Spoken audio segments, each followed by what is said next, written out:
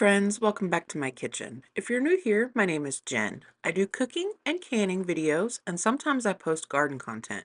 If that seems like the sort of thing that you'd be into, I hope you'll consider subscribing and sticking around. Today we're going to be making Tex-Mex smothered burritos. Now you're going to want to get a few things ready in advance. I made some refried black beans and I got my tortillas ready. And then I figured while I was getting the rest of my components ready, I would use my Instant Pot to make some Spanish rice. Now, everybody has their own recipe for how they make this, but this is just how I make mine. Now, ideally, you would want to saute your rinsed rice in a little bit of oil until it was golden brown, but my saute setting on my Instapot just burns everything, so I'm skipping that step. So I have my rinsed rice, and to that I'm adding 1 can of Rotel with chilies, and I'm going to add a little bit of tomato bouillon powder. I'm not going to give you measurements for this because I'm making quite a bit of rice and you'll see why towards the end of the video. I'm doing future me a favor and I'm going to freezer prep some of these burritos for my kids' lunches. So once I get my tomato bouillon powder in there, I'm going to add beef stock because I'm making beef burritos and I thought that would go really well. So I'm not adding any water at all. I'm adding all beef stock. And then I'm just going to give this a really good stir and I'm going to cook it on my Instant Pot's regular old white rice setting. And I'm going to let the pressure come down naturally. I'm not going to vent the rice.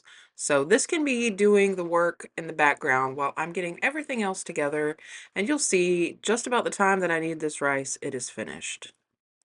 Now, if you're new here, you may not be aware, but I cook for a very large family of 6 adults.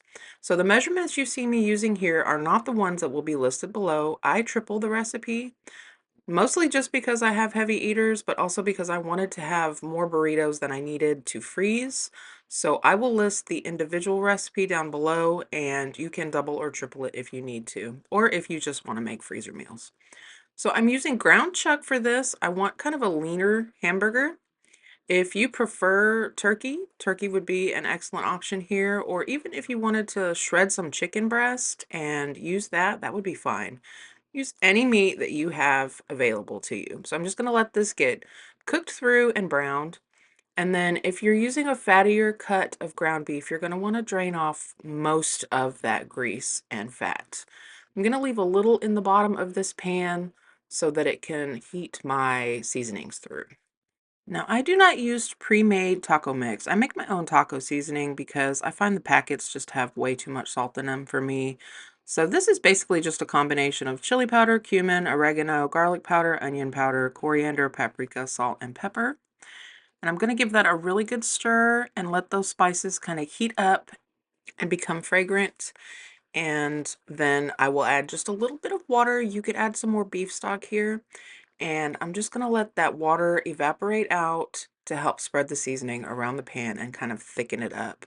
If you need a taco seasoning recipe, I'll try to remember to put a card here in the upper right hand corner to my particular taco seasoning recipe. By all means, feel free to adjust that just to suit your personal tastes. So once all of the water has evaporated and your taco mixture, your meat mixture has thickened up a little bit, I'm going to push this pan out of the way and pull another pan up because we're going to work on our enchilada gravy. Now, for those of you who are canners, this is a fantastic time to use up some of that enchilada sauce that you may have made last summer, but we're going to want to do a couple of things to it first.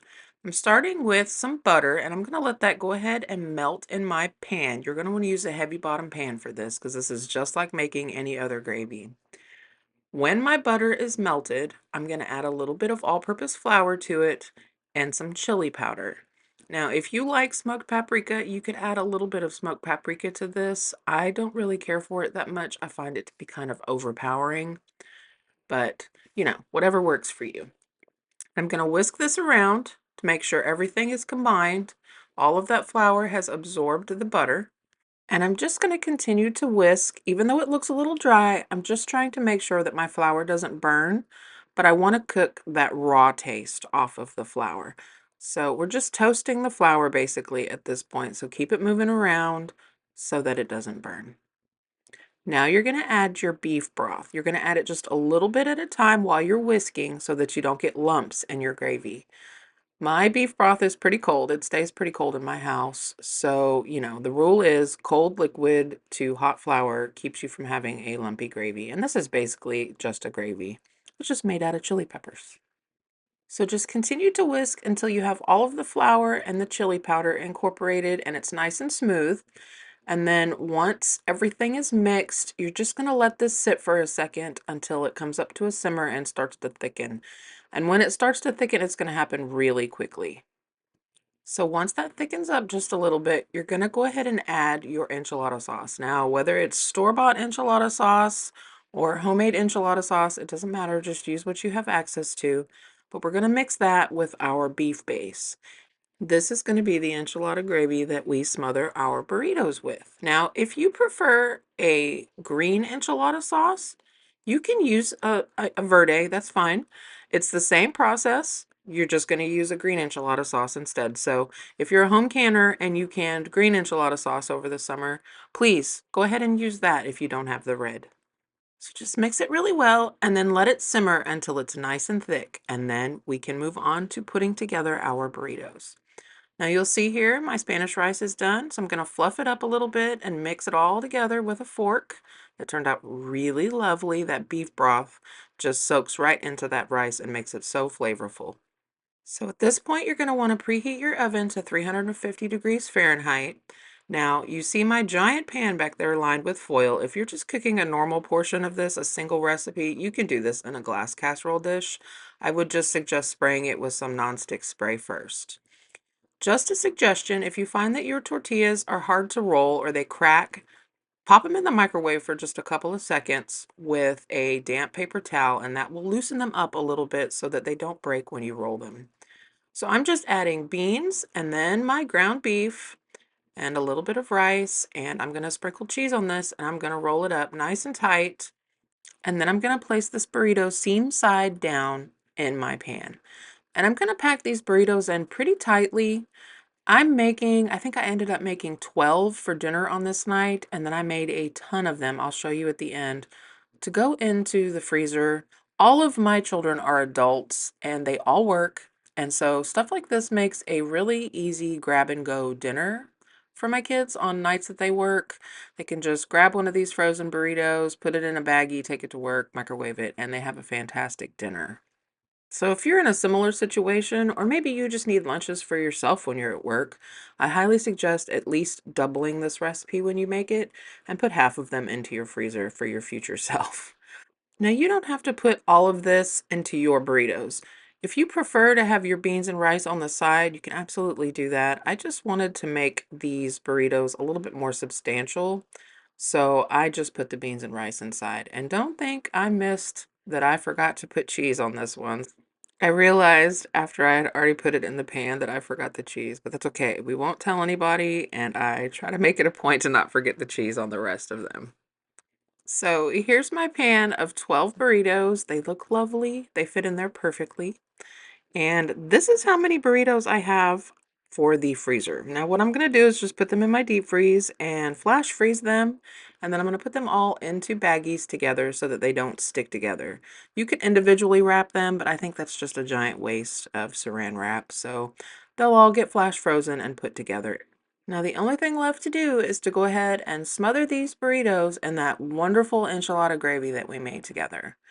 And you can put as little or as much of this on your burritos as you like. I really like my burritos to be swimming in sauce. It just adds something to it. Like when you go to a Tex-Mex restaurant and you order a smothered burrito, it's going to come out to you on a sizzling hot plate, and the plate is just going to be full of delicious sauce for you to dip your burrito back into. So that's kind of how I try to do it when I make this at home. I want a ton of sauce on my burritos, but you're cooking this. This is your recipe. Put as much sauce as you would care to have. Now, just like the sauce, I have the same rule for cheese. Put as much cheese on the top of these as you want. If you really wanted to pile this cheese high or use 2 or 3 different kinds of cheese, that would really add something to these burritos. But I just kept it simple on this night and just used a 3 cheese blend and just kind of used up what I had left in my bowl. It wasn't a ton, but it was still delicious, and there was still a cheese pull when we scooped these out. So these will cook in the oven at 350 for about 30 minutes or until your cheese and your sauce is nice and bubbly. And that is it. That is all there is to this dinner, and it is delicious and filling. And I did hang on to the rest of my enchilada sauce so that anybody in my family that wanted a little extra on their plate could just kind of pour that over the top. And it did get used up. So I'm serving that with some homemade salsa and some sour cream, but you have some options when you're serving this up. If you want to get real fancy with it, you could top it with some shredded cabbage and some red onion or pickled red onion, some pico de gallo or some cilantro on top. You can dress this up however you like. So that's all I have for you today, friends. I really hope that you give this recipe a try, and if you do, come back and leave me a comment and let me know what you thought about it. Until next time, friends, happy cooking.